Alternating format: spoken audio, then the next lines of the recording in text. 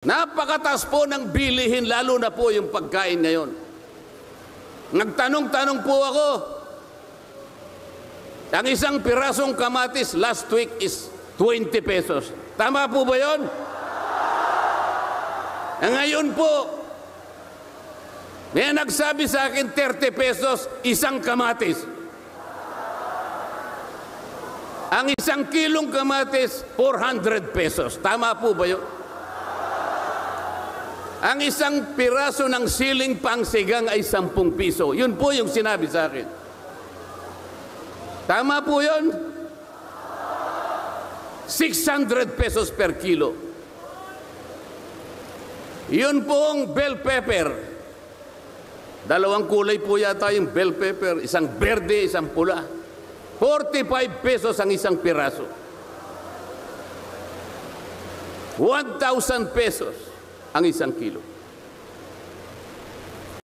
So ayan guys, nandito ngayon tayo sa public market. Ito na, mamimili po tayo at syempre tatanungin po natin kung magkano po ang presyo ng kamatis, siling pansigang at yung bell pepper. Okay, so let's go. Ito, nandito tayo guys. Public market, ayun si Macy's.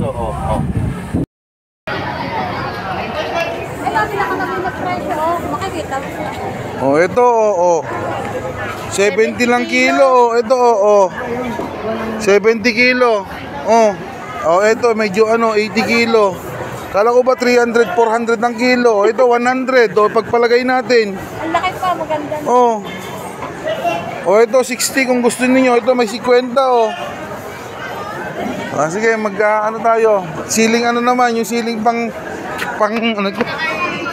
tangat, muntik pa tuloy ako. Yung naman, yung siling ma'am, good morning po. Magkano po yung ganito nyo ngayon? 400 ang isang kilo. Hindi po 40 ang isang piraso. Hindi po, depende po. Kilo po Okay, Sa laki niya? 400. Ito po yung sinasabing siling bell pepper. Yung kulay green po nito, ganun din po? Apo, may green po ito, di ba? Parehas lang po. Ayan na. Hindi po totoo yung sinasabing 45 ang 100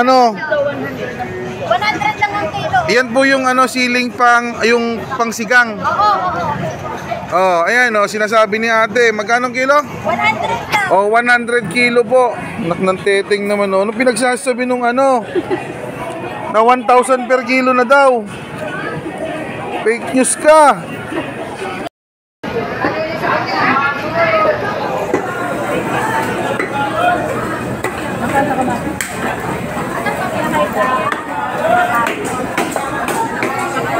Ate, magandang umaga po. Magtatanong lang po, magkano isang balot nito? 20. Hindi po 30 isang pirasong kamatis ngayon. Ayan si nanay isang tindera ho dito sa sa bayan ho ng Bayan na. Ito po, magkano ho dito? 10 pesos. Ito po yung siling panigang. Hindi po 10 piso isang piraso nito, isang piraso. Isang tali. Isang tali ho, okay? Para malinaw po tayo hindi po totoo yung pinagsasabi nung isang na isang pirasong kamatis 30, isang pirasong siling pansigang 10 piso. Hindi po totoo yun. Isang balo, isang ganito 10. Ito 20 isang 20 po yan, 4 na peraso. 4 na piraso na. Di ba? 5 piso isa lang. Salamat nanay. Thank you po. Ayun na guys. Ayan nandito kami sa palengke Ulitin po natin ang kamatis po. Ang kilo po ng kamatis nasa 70, 100.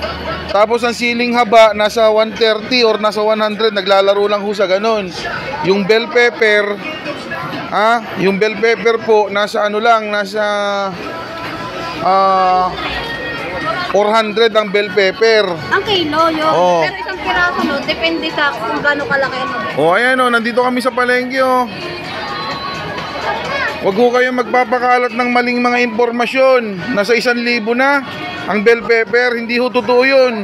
Pumunta ho kasi mismo kayo sa palengke. 1,000 ba ang sinabi niya? Oo, 1,000. Tapos ang kamatis, ano na rin daw. Hindi, yung kamatis yung sinasabi niya mahal. Pero kahit Isang pa piraso paano, daw, 20. isa pa. Daw. Ate, magkano ho yung ganito ninyo? 1 kilo nyo po? Tanong lang. Tanong lang. Magkano 1 kilo nito?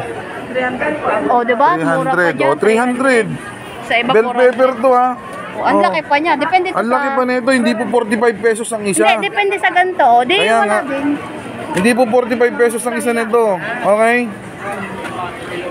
Etong siling pangsigang po, magkano po? 100. O, 100. Hindi po 10 piso ang isa. Sinasabi 10 piso ang isa. Ano yun? Overpricing na kayo masyado. Thank you, ate. Thank you, te.